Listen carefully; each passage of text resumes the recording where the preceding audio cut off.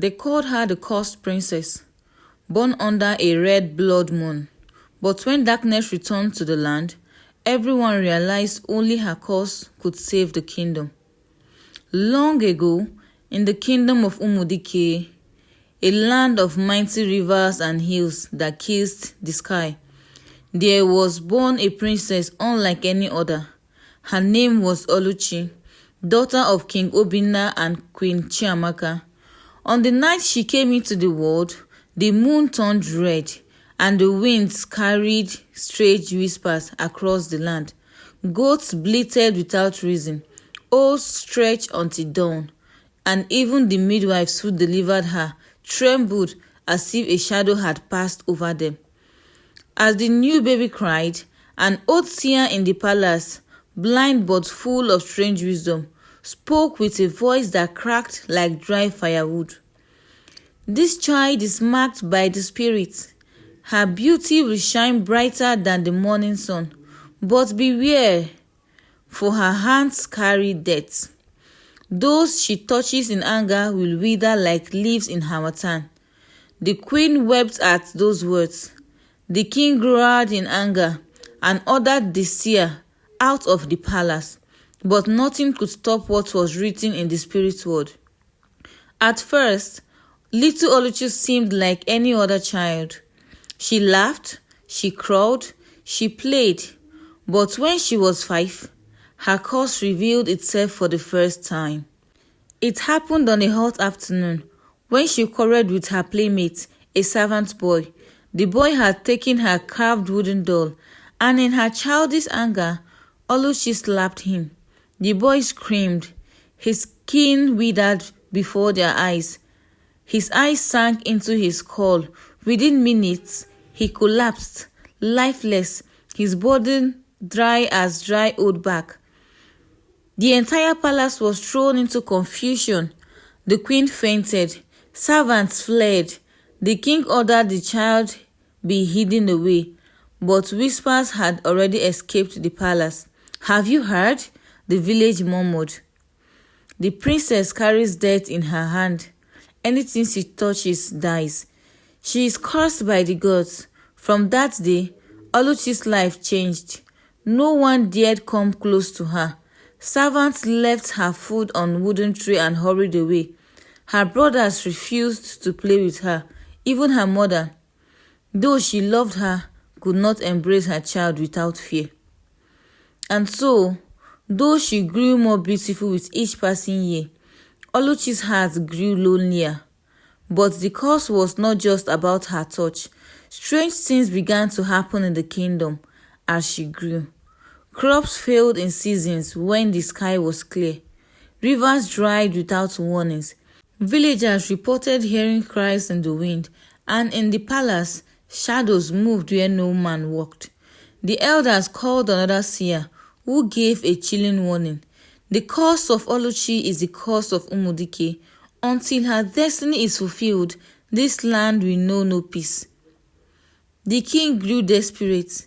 He summoned priests, priestesses, herbalists, and medicine men from distant lands. Some tried to purify her. Some tried to lock her in sacred rooms. Others offered sacrifices of goats, cows, and even slaves, but the curse clung to her like a second skin. When Oluchi turned 16, she had become a young woman of breathtaking beauty. Her skin glowed like polished bronze, her eyes like dark pools that hid secrets, her voice soft like a flute at dusk. Yet her beauty only deepened the fear. Suitors came from faraway lands, eager to marry her for alliance, but when they heard the truth, they vanished. One brave prince who dared touch her hand in defiance was found the next morning as dry as desert wound. Soon, people stopped calling her Princess Oluchi. They began to call her Adammiriojo, the daughter of evil waters. But deep within her, Oluchi longed for one thing, to be free. One night, she stood at her window, staring at the red moon that had once marked her birth, and she whispered into the night, "Why me? What sin have I committed that the world should fear my hands?" The wind answered. It carried a voice, soft but heavy with power. Your curse is your crown, and your crown will be your kingdom's doom. Oluchi froze. Her heart pounded. She had never heard the spirit speak so clearly before. That night, she could not sleep. For the first time, she wondered, was her destiny truly to destroy Umudike, or could she fight the curse that lived in her blood? What Oluchi did not know was that beyond the borders of Umudike, enemies of her father's kingdom had already heard whispers of the cursed princess. And in the darkness of the neighboring land, a cunning chief prepared a plot to use Oluchi's curse as the very weapon that would bring Umudike to its knees. Beyond the green hills of Umudike lay the kingdom of Okabia, a land ruled by the cunning chief Dikora. He was not a king, but a warlord, feared across the region for his ruthlessness. His soldiers moved like shadows, raiding villages, seizing cattle, and enslaving the weak. When Chief Dikora first heard of Oluchi's curse, he laughed. A princess whose touch kills? He mused, stroking his thick beard.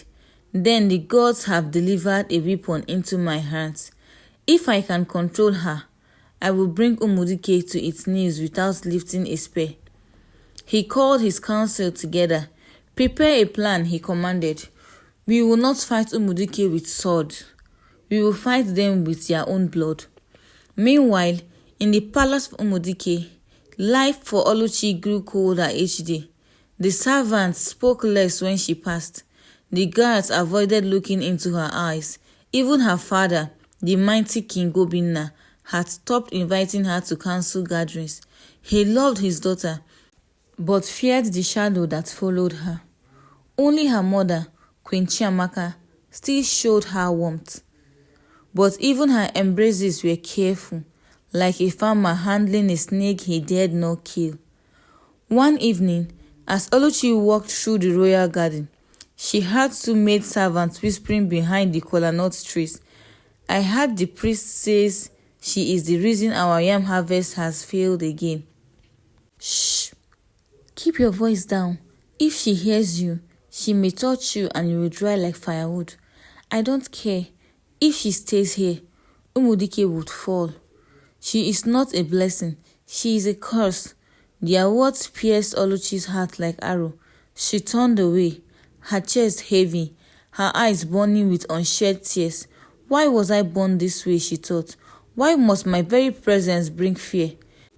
That night, sleep refused to come. She sat by her window, staring at the distant hills, when she saw something strange. A fire in the distance, glowing faintly in the direction of Okabia. She did not know it yet, but in that fire, Chief Dikora was making sacrifices to dark spirits, calling upon powers to bind her destiny to his will. Days later, a stranger arrived in Umudike. He called himself Oba, a wandering herbalist, tall, with piercing eyes and a voice that seemed to know too much. He requested an audience with the king. I have heard of your daughter, he said boldly in the palace court. I know of a curse she carries, but I also know of a way to control it. The court gasped. The elders leaned forward. Even King Obinna, who had lost hope after years of fruitless attempts, raised his head sharply. You dare speak of what even the wisest priest could not tame? The king demanded. Oba bowed. I do not speak in vain, my king, but the price is heavy.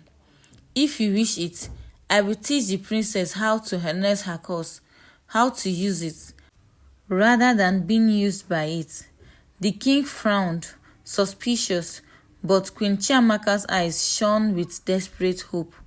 Let him try, she pleaded. What harm is there in trying? Our daughter suffers every day, if there is even the smallest chance. Reluctantly, the king agreed, and so Oba was permitted to remain in the palace, close to Princess Oluchi. At first, Oluchi did not trust him. She kept her distance. her eyes filled with doubt. But Oba was patient. He spoke to her in gentle tones, telling her that her curse was not a punishment, but a gift the world did not understand yet. "Your touch brings death, yes," he whispered one evening as they sat under the iroko tree in the palace, "but death is also power. If you can learn to control it, you can decide who deserves to wither and who deserves to live." Oluchi shivered. "Why would I want such a power? I only want to be normal." Oba smiled faintly, his eye glinting in the moonlight. "Normal? Princess, you were never meant to be normal. The spirits marked you for greatness or for destruction. Which one you become depends on you." His words lingered in her heart long after he left. But unknown to her, Oba was no ordinary herbalist. He was Chief Dikora's secret messenger, sent to twist her destiny and bend it towards Okabia's will. Weeks passed. Under Oba's secret training, Oluchi began to understand her curse. He taught her how to control her anger, how to focus her energy, and even how to delay the deadly effects of her touch. For the first time, she felt some measure of power over her own life. But with that power came dangerous thoughts. One night, after another day of mockery from the palace servants, she clenched her fist and whispered, "If only they knew what I could do to them now." And deep inside, a dark voice answered, "Yes, let them fear you. Fear is respect." In the council chambers, elders grew restless. "My king," one of them said, "allowing this stranger to meddle with the princess is risky. What if he twists her cause into something worse?" But King Obinna, blinded by desperation, waved them off. "If there is even a chance my daughter can be free, I will take it." Queen Chiamaka, however, began to feel uneasy. She noticed how Oba's eyes lingered on Oluchi, how his words carried hidden meanings. She could not shake the feeling that danger was creeping into her daughter's soul. One night, she prayed before the family shrine, tears streaming down her face. "O great spirits of our ancestors, protect my daughter. If her curse must remain, let it not destroy us all." The flames of the shrine flickered, strangely, as though the ancestors themselves were listening. But the storm had already begun to gather. In Okabia, Chief Dikora sharpened his knives and prepared his warriors. Soon, he told himself, Oluchi would be his weapon, and when the time came, she would not just destroy her enemies, she would destroy her own kingdom. And in the palace of Umudike, Princess Oluchi, unaware of the trap being set around her, stood on her balcony and whispered to the night, "If my curse is truly my crown, then maybe it is time I wear it." The moon hung heavy over Umudike that night, casting silver light on the palace walls. A cool breeze rustled through the trees, but inside Oluchi's heart there was no peace. For weeks, Oba had been teaching her how to control her curse.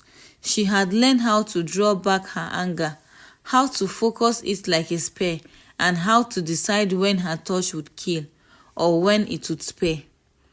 But each lesson, she felt herself drifting further away from what she used to be. She had once prayed for the curse to leave her. Now she found herself wondering how powerful she could become if she truly embraced it fully. One evening, after a lesson beneath the tall Iroko tree, she asked Oba a question that had been haunting her. "Why are you helping me?" she said, her eyes narrowing. Oba smiled, his teeth flashing in the moonlight. "Because I see greatness in you, princess. Your father hides you away. Your people whisper against you. But I know the truth. You were born to rule, not to hide." Oluchi frowned. "Rule? My brother Chike is the heir, not me." Oba leaned closer. His voice dropped to a whisper. He may be the heir in name, but with your gifts, you could rule not just Umudike, but all the lands beyond. His sword filled her chest with fire, but also with fear. She quickly rose and walked away, her heart pounding. Rule all the lands? What does he mean? The next day, a tragedy struck that shook the entire palace. A servant girl named Nneka accidentally spilled palm oil on Oluchi's wrapper while serving her food. It was a small mistake, one that should have earned only a scolding, but anger boiled through Oluchi's vein, but she could not stop it. She grabbed Nneka's arm. The girl gasped. Her skin shivered instantly, her eyes bulged in terror, and within seconds, she collapsed onto the floor, lifeless.